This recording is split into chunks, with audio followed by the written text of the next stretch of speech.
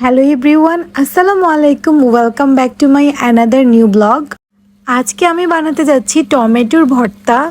It is very simple recipe, we can say it is one kind of mouth watering recipe.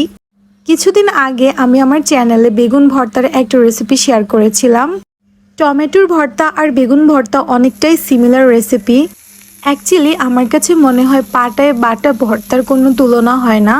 But আমরা যারা পাটায় বাটতে পারি না, যাদের পক্ষে পসিবল হয় না, তারা কিন্তু এরকম হাতে মাখিয়েও ভর্তা তৈরি করতে পারি। তো প্রথমে আমি 3টার মতো টমেটো কেটে নিয়েছিলাম।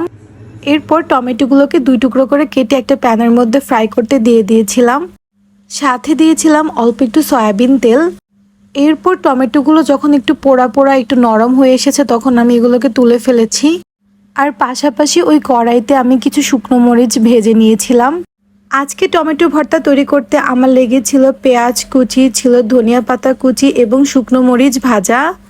তো প্রথমে আমি পেঁয়াজগুলোকে একটু মাখিয়ে নরম করে নিয়েছি। এরপর শুকনো মরিচগুলো দিয়ে একটু গুঁড়ো করে নিয়েছি। এরপর অ্যাড করেছিলাম টমেটোর টুকরোগুলো আর সবগুলোকে মাখতে মাখতে ভর্তা বানিয়ে ফেলেছি।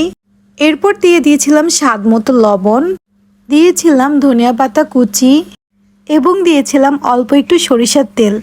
অল্প কিছু উপকরণ দিয়ে খুব সহজেই তৈরি করে ফেললাম মুখে পানি চলে আসার মতো টমেটোর ভর্তা।